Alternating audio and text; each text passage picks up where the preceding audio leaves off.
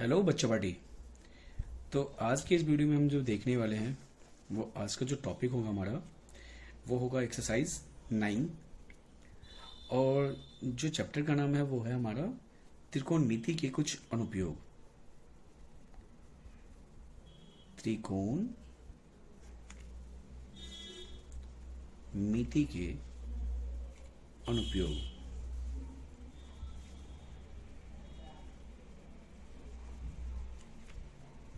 ठीक, तो ये मेरे एक्सरसाइज का नाम है हमारे। और देखेंगे इसमें हमें क्या क्या क्या पढ़ना है और कैसे कैसे क्वेश्चन है जिसको हमें बनाना है। तो इस टॉपिक को, ये इस एक्सरसाइज को बनाने से पहले हमें कुछ चीज़ों के बारे में जानना है, तो जिसके बारे में आपको मैं बता दूं कि इसमें क्या क्या जानना है। तो सबसे पहले जो हमें जानना है वो जानना है कि क्षैतिज अस्तर के बारे में, कि ये क्षैतिज अस्तर क्या होता है। क्षैतिज अस्तर। दूसरा जो होता है कि दृष्टि रेखा क्या होती है। दृष्टि रेखा। तीसरा उन्नयन कोण। उन्नयन कोण क्या होता है। नंबर 4 जो होता है वो अवनमन कोण। अवनमन कोण। ठीक, तो इन चारों चीजों के बारे में हमें जानना है इसमें, इस चैप्टर में, कि क्षैतिज अस्तर क्या होता है, दृष्टि रेखा क्या होता है, उन्नयन कोण क्या होता है, अवनमन कोण होता है। बहुत इजी चीज है, आपको मैं बारी बारी से बताता हूं ये होता क्या है। देखो,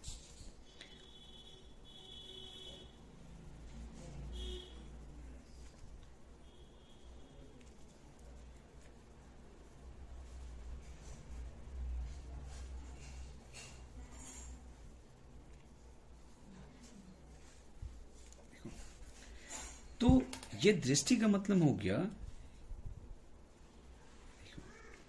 दृष्टि ये आंख है। आंख के सामने जो एकदम सीधे में जो रेखा बनती है, एकदम सीधे, उसको कहते हैं क्या, क्षैतिज अस्तर। उसको क्या कहते हैं, क्षैतिज अस्तर। क्षैतिज अस्तर। ठीक, और मान लो कि हम किसी वस्तु को देख रहे हैं, तो किसी वस्तु को, मान लो यहां पे हमारे पास एक पतंग है जिसे हम देख रहे हैं।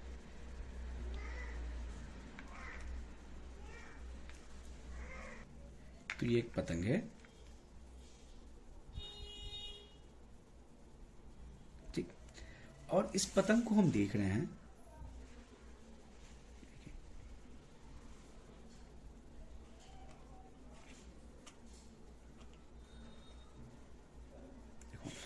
तो ये वस्तु और हमारे आंख के बीच की जो देखने वाली रेखा है, इसको कहते हैं दृष्टि रेखा। दृष्टि रेखा। पीछे के बैकग्राउंड की आवाज को आप इग्नोर करेंगे। अब देखिए कि ये दृष्टि रेखा हो गया किसके, वस्तु और आंख को मिलाने वाली जो रेखा है उसको क्या कहते हैं, दृष्टि रेखा।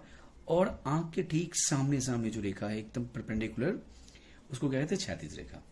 अब ये हो गया क्षैतिज रेखा क्या होता है, दृष्टि रेखा हम जान गए। अब देखते हैं कि उन्नयन कोण क्या होता है। तो दृष्टि रेखा और क्षैतिज रेखा के बीच जो कोण बनता है उसे कहते हैं उन्नयन कोण। क्या कहते हैं उसे, उन्नयन कोण कहते हैं। उन्नयन कोण। ठीक, दृष्टि रेखा और क्षैतिज रेखा के बीच के कोण को क्या कहते हैं, उन्नयन कोण। याद कैसे रखेंगे, तो देखो, उसे ऊपर की, तो जब भी हम वस्तु को ऊपर की तरफ देखेंगे तो क्या बोलेंगे, उन्नयन कोण बन रहा है। कौन सा कोण, उन्नयन कोण। चलिए अब देखते हैं कि अवनमन कोण क्या होता है। मान लीजिए अब यही व्यक्ति नीचे कोई एक व्यक्ति खड़ा है यहां पे, मान लेते हैं।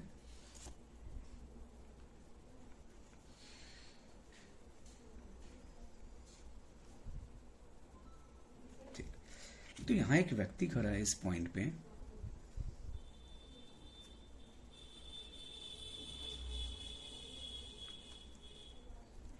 ये व्यक्ति खड़ा है, इस व्यक्ति को हम देख रहे हैं।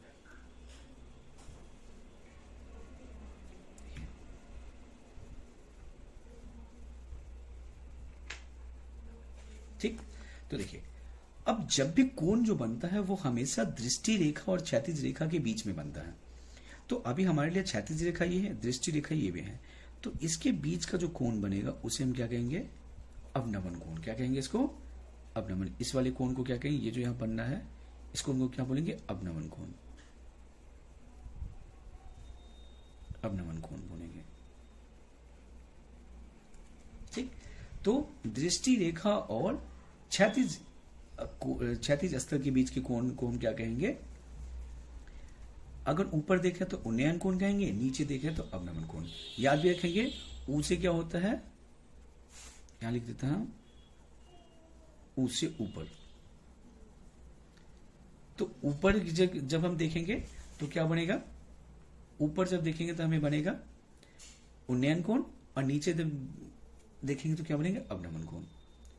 ये वाला ऊ नहीं, ये सिंपल वाला ऊ होगा।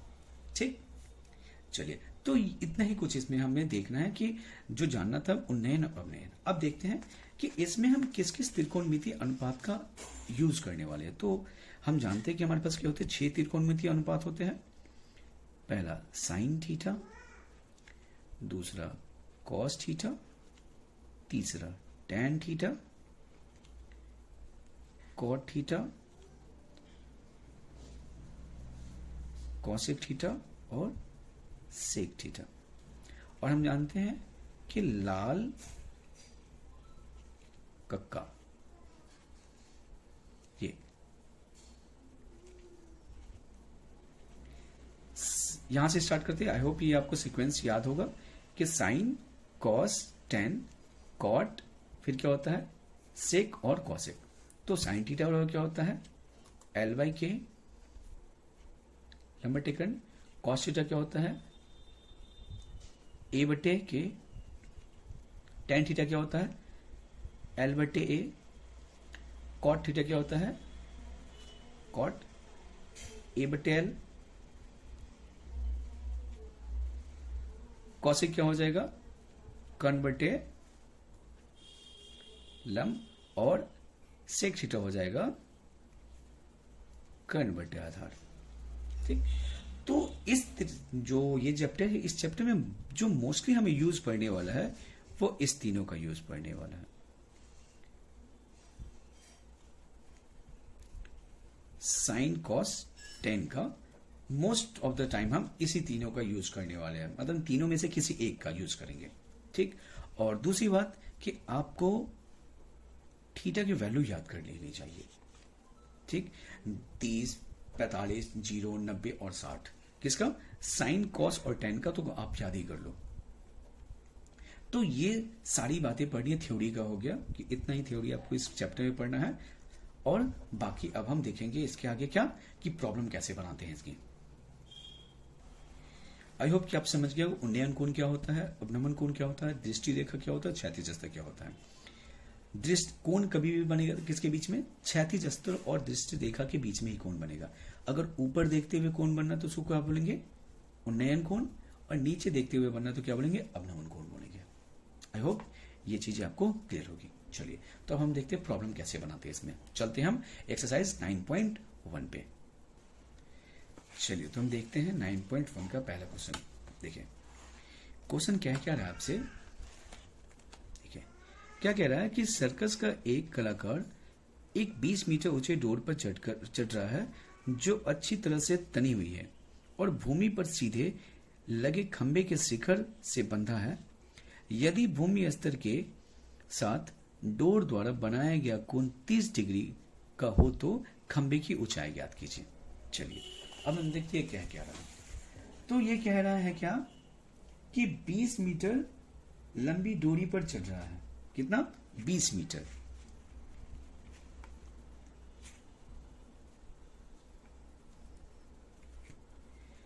अब ये डोरी किसी खंबे से लगी हुई है,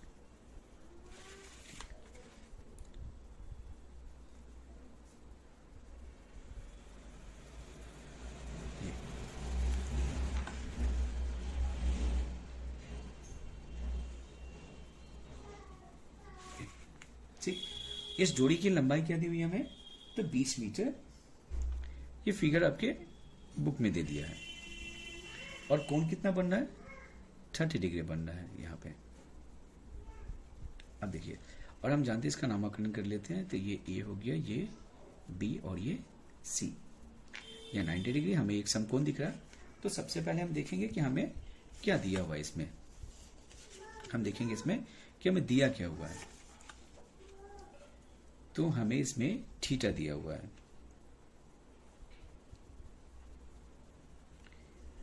दिया है, क्या दिया हुआ है, तो थीटा की वैल्यू आपको कितना दिया हुआ है, 30 डिग्री। और एसी की लंबाई आपको पता है कितना,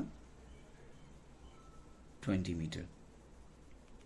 हमें निकालना क्या है, हमें हमसे क्या पूछा है कि खंबे की ऊंचाई ज्ञात की, मतलब इसकी ऊंचाई ज्ञात करनी है। ठीक है, तो चलिए अब हम चलेंगे। तो हमारे पास त्रिभुज क्या है, त्रिभुज ए बी सी में। अब आप ध्यान से देखिए, हमारे पास जो त्रिकोणमितीय अनुपात है वो क्या है, साइन, कॉस, टेन, कॉट, सेक और कॉसेक। अब हमें ये देखना कि हमें इसमें से कौन सा अनुपात यूज करना है। तो ये कैसे पता चलेगा, तो देखिए आपको दिया क्या हुआ, आपको देखिए ये कर्ण दिया हुआ है। ठीक, हम जानते हैं कि थीटा के सामने वाले को क्या कहते हैं, लंब, और ये हो गया आधा और ये कर्ण। तो हमें कर्ण दिया गया है और हमें क्या बोला है, लंब निकालने के लिए। तो हमें ये देखना है कि लंब और कर्ण के बीच का अनुपात कौन सा है। क्या देखना है, कर्ण और लंब। तो देखिए कर्ण और लंब के बीच में अनुपात हमारे पास कौन कौन सा है, कर्ण और लंब का। तो देखिए, तो एक तो साइन का है, लंब बटे कर्ण होता है, और एक है हमारे पास कॉस का है। तो हमें साइन और कॉस का ही दो ही अनुपात है जिसमें किसका रिलेशन है, कर्ण और लंब का। तो हम क्या करेंगे, हम लेके चलेंगे साइन को। तो लिखेंगे साइन थीटा बराबर क्या हो जाएगा, लंब ए बी, लंब बटे कर्ण ए सी। और थीटा का वैल्यू हम जानते हैं क्या है, थीटा है 30 डिग्री। ए बी की लंबाई हमें नहीं पता है, और एसी हमें दिया हुआ, एसी क्या दिया, 20 दिया हुआ। तो साइन 30 का मान क्या होता है, 1/2, और ए बी बाई 20। अब हम क्या करेंगे, क्रॉस मल्टीप्लाई करेंगे। ठीक है, हो जाएगा, ये इससे गुणा होगा और ये इससे गुणा होगा। तो क्या होगा, ये 20 को 1 से करेंगे तो 20 हो जाएगा, 20 ही रहेगा। और ए बी को 2 से करेंगे तो क्या होगा, 2ab हो जाएगा। तो ए बी बराबर कितना हो जाएगा, 20/2। क्योंकि ये गुणा में हो जाएगा, क्या भाग में, तो कट के आ गया 10। तो ए बी बराबर कितना हो गया, 10 मीटर। ठीक, और ये क्या खंबे की लंबाई है, तो हम क्या लिख देंगे, खंबे की ऊंचाई बराबर, खंबे की ऊंचाई बराबर कितना हो जाएगा, 10 मीटर। यही हो गया आंसर पहले सवाल का। क्वेश्चन नंबर 1 था, ये हो गया। ठीक, अब हम देखते हैं क्वेश्चन नंबर 2 हमसे क्या कहता है और कैसे बनाएंगे उसे। देखिए क्वेश्चन नंबर 2 क्या कह रहा है, ये देखिए क्वेश्चन नंबर 2 कह रहा है कि आंधी आने से एक पेड़ टूट जाता है और टूटा हुआ भाग इस तरह मुड़ जाता है कि पेड़ का शिखर जमीन को छूने लगता है और इसके साथ 30 डिग्री का कोण बनाता है। पेड़ के पाद बिंदु की दूरी जहां पेड़ का शिखर जमीन को छूता है 8 मीटर है। पेड़ की ऊंचाई ज्ञात कीजिए। चलिए आपको बताते हैं ये क्वेश्चन कह रहा है। ये क्वेश्चन कह रहा है कि एक पेड़ है, मान लीजिए ये पेड़ है, ठीक, और एक आंधी आने पे ये पेड़ का ये जो ऊपर वाला टुकड़ा है वो टूट जाता है और टूट के जमीन पे गिरता है। ठीक, मैं थोड़ा सा इसको और बड़ा कर देता हूं कि ताकि आप रिलेट कर पाए चीजों को। इस डीप पॉइंट को हम यहां ले लेते हैं। ठीक, तो आंधी में ये पेड़ टूट गया और टूट के ये टुकड़ा यहां गिरा। ठीक, तो और क्या बोला है आपको, ये टुकड़ा नीचे गिर गया है, तो बोला इस टुकड़े की पेड़ की ऊंचाई ज्ञात करने के लिए। ये क्या कह रहा है, ये जो बीडी है इसकी ऊंचाई ज्ञात करने के लिए। आप एक बात बताओ, कि इस टुकड़े की जो लंबाई है वो सेम होगा जो ये टुकड़ा है, क्योंकि यही टुकड़ा तो गिरा है जमीन पे ना। तो जो हाइट, जो ऊंचाई इसकी है वही ऊंचाई इसकी होगी, एसी की भी होगी। ठीक। और जमीन से जब वो लगता है तो कितना डिग्री का एंगल दिया, 30 डिग्री का एंगल दिया है। और पाद बिंदु का मतलब क्या होता है कि इसके मतलब जो धरातल पे जो बिंदु होती है ना, उसके इस बिंदु से इस बिंदु की बीच की दूरी दिया है 8 मीटर। इसको कहते हैं पाद बिंदु, मतलब एकदम जहां से स्टार्ट हो रहा है वहां से दूसरे छोर को इसको कहते हैं पाद बिंदु कहते हैं। तो ये 8 मीटर है। तो हमें क्या क्या दिया हुआ है, तो हमें दिया गया है क्या, एंगल दिया है 30 डिग्री का, और बीसी की लंबाई हमको दिया है इसकी 8 मीटर दिया है। और हमें निकालना क्या है, तो हमें पेड़ की लंबाई निकालना है। तो समझिए, सबसे पहले इसको देखो, ये थीटा, तो ये क्या हो जाएगा, ये हो जाएगा लंब, ये हो जाएगा कर्ण, और ये क्या हो जाएगा, आधार। ठीक। तो इसमें हमको क्या दिया, आधार दिया है। निकालना क्या है, निकालना तो हमें ये पूरा है। तो हमें ये हाइट मतलब ये भी निकालना पड़ेगा और ये भी निकालना पड़ेगा। तो चलो हम पहले कर्ण निकालते हैं। तो देखते हैं आधार और कर्ण में क्या रिलेशन है। आधार और कर्ण का रिलेशन हम आपको बता चुके हैं, क्या होता है आधार बराबर। तो देखिए क्या होता है आधार और कर्ण में क्या रिलेशन, देखिए तो आधार और कर्ण होता है कॉस होता है, और एक क्या होता है आधार और कर्ण होता है सेक होता है। तो हम इसमें क्या लेते हैं, कॉस लेके चलते हैं। ठीक।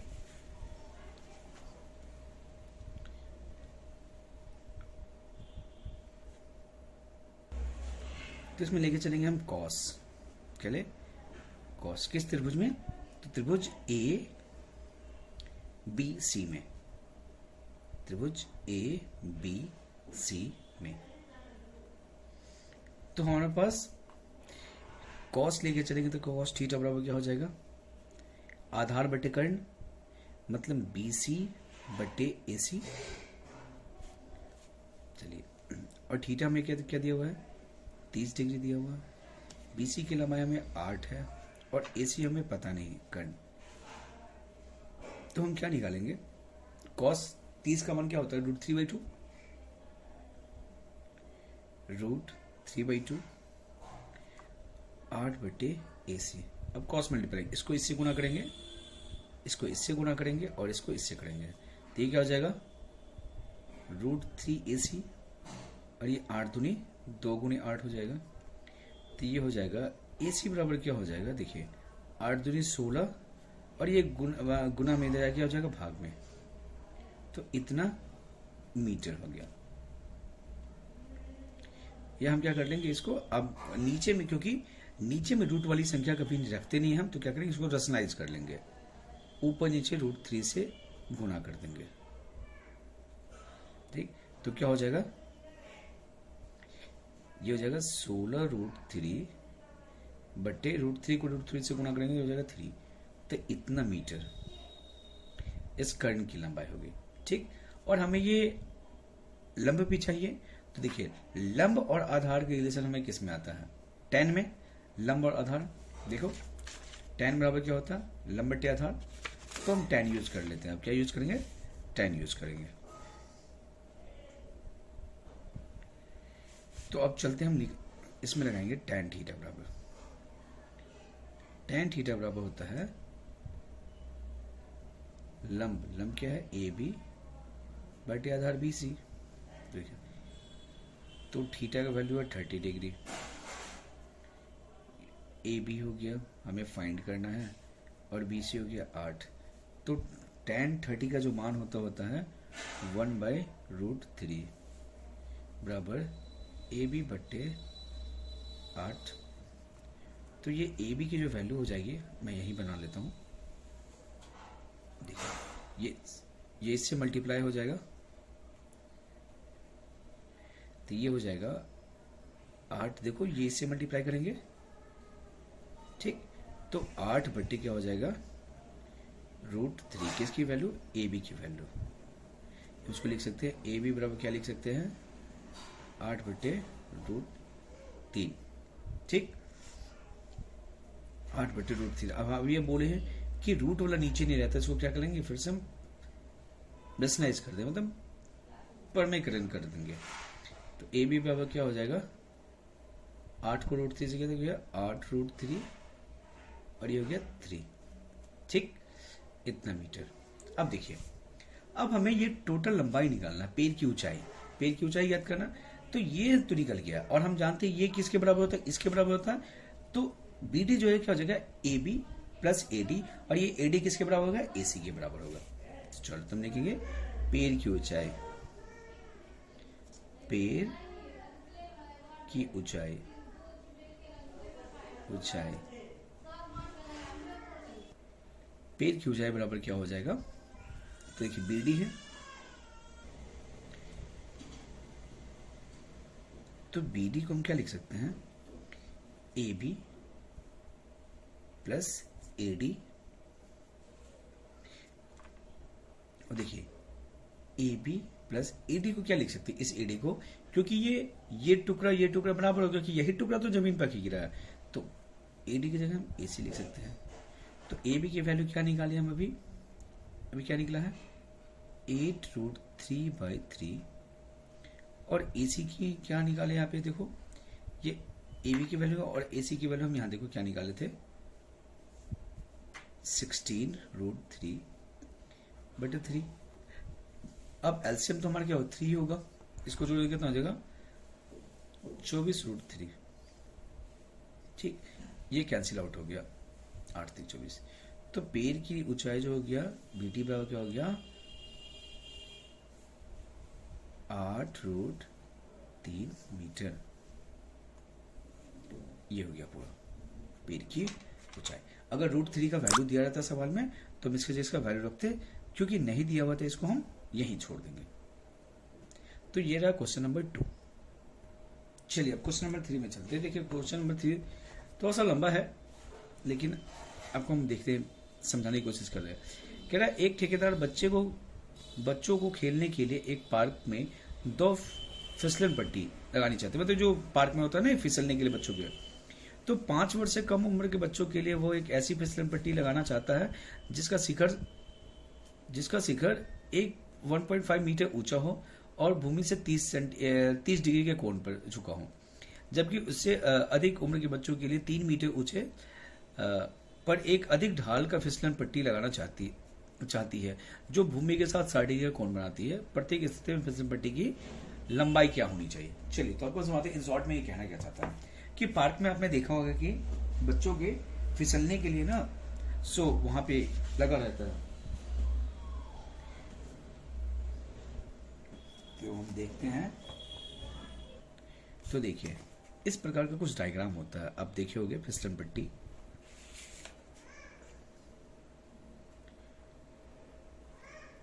ऐसा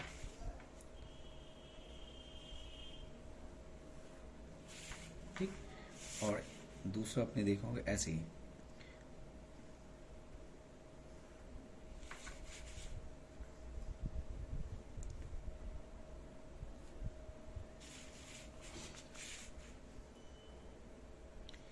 एक की हाइट ज्यादा है और एक की हाइट क्या है, कम है, क्योंकि एक जो है वो 5 साल तक के जो बच्चे उनके लिए है और एक उनसे बड़े बच्चों के लिए। तो देखिए, तो इसी में बच्चे स्लाइड करते नीचे। तो बोला है क्या कि 5 साल तक के लिए बच्चों के लिए उसने क्या किया है, 30 डिग्री के एंगल पे उसको रखा, 30 डिग्री के एंगल पे। और जो उनसे बड़े बच्चे हैं उनके लिए कितना बोला उसने कि 60 डिग्री के एंगल पे, 60 डिग्री। मान लो इसको ए, बी और सी माने, इसको पी, क्यू, आर लेते हैं। तो हमें क्या फाइंड करना है, इसने बोला ये हाइट हमें दिया है, एक में हाइट कितना दिया है 1.5 मीटर ऊंचाई धरती से, और एक में बोला है कितना 3 मीटर, 3 मीटर। ठीक, तो हमें ये निकालना है, क्या निकालना है कि प्रत्येक स्थिति में फिसलन पट्टी की लंबाई क्या होनी चाहिए, फिसलन पट्टी की लंबाई क्या होनी चाहिए। ये जो फिसलन पट्टी जिसपे फिसल रहे हैं बच्चे, इसका तो हमें से क्या पूछा है, एसी पूछा है, फाइंड आउट कीजिए, और पी आर क्या होगा फाइंड आउट कीजिए। ठीक है, तो चलिए पहले इस त्रिभुज में चलते हैं। त्रिभुज ए बी सी में देखिए अब लंब और देखिए हमारे पास क्या है, लंब और कर्ण के बीच में रिलेशन निकालना, क्योंकि लंब हमें दिया, कर्ण चाहिए। तो हम जानते हैं कि साइन बराबर होता है क्या हमारे, साइन थीटा बराबर क्या होता है, लंब बटे कर्ण। लंब क्या है यहाँ, ए बी बटे कर्ण हो गया ए सी। तो थीटा क्या 30, तो साइन 30 क्या हो जाएगा यहाँ पर, साइन 30 बराबर कितना हो जाएगा, ए बी हमें दिया है 1.5 मीटर और ए सी हमें फाइंड करना है। तो साइन 30 का मान क्या होता है 1/2, 1.5 बटे ए सी। तो ए सी के मल्टीप्लाई क्रॉस मल्टीप्लाई करते हैं, 1 से मल्टीप्लाई करते ए सी, और हम जान रहे हैं 1.5 दूनी क्या हो जाएगा 3, ये 3 मीटर। तो ए सी की लंबाई हमें निकली है 3 मीटर। 5 साल से कम तक के बच्चों के लिए जो फिसलन पट्टी की लंबाई होगी वो हो जाएगी 3 मीटर। अब चलते हैं दूसरे त्रिभुज में, किसमें, इसमें त्रिभुज पी क्यू आर। तो इसमें भी सेम है, लंबाई है और कर्ण के बीच में है, तो साइन ही रहेगा इसमें भी। तो साइन आर, या थीटा लिखे तो यहाँ सी भी लिख सकते थे हम, चलो ठीक है, तो थीटा ही लेके चलते हैं, क्योंकि थीटा हमने देखा कि दिया हुआ है हमें। तो साइन थीटा पर क्या हो जाएगा, पी क्यू बटे पी आर, और थीटा की वैल्यू क्या है हमें यहाँ पे 60, और पी क्यू हमें दिया हुआ है 3 मीटर, और ये पी आर की वैल्यू हमें फाइंड करना है। तो साइन 60 की वैल्यू क्या होती है √3/2, और ये 3 बटे पी आर, 3 बटे पी आर। तो अब हम क्या करेंगे, क्रॉस मल्टीप्लाई करें तो ये कितना हो जाएगा, √3 बराबर 6, ये इसे गुना ये इसे गुना, तो पी आर की जो वैल्यू हो जाएगी, अब देखो ये डिवाइड में जाएगा तो 6/√3, और हम जानते हैं कि नीचे भी रूट नहीं होना चाहिए, तो उसके ऊपर में करण करेंगे तो क्या हो जाएगा 6/√3 इंटू √3/√3। तो कितना हो जाएगा 6√3/√3 को तो हो जाएगा 2 से 2√3। ठीक, तो ये इतनी वैल्यू आई हमें। ये 5 साल तक के, 5 साल से अधिक बच्चों के लिए जो फिसलन पट्टी की जो चौड़ाई होगी, मतलब लंबाई जो होगी इतनी होगी, और 3 साल तक, 5 साल से कम बच्चों के लिए इतनी होगी। Thank you. आज की वीडियो में इतना ही। आज हमने क्वेश्चन नंबर 1, 2, 3 देखा। नेक्स्ट वीडियो में हम क्वेश्चन नंबर 4 से स्टार्ट करेंगे। Thank you. आई होप आपको समझ में आए। कोई प्रॉब्लम हो आपको तो आप मुझे कमेंट में बता सकते हैं।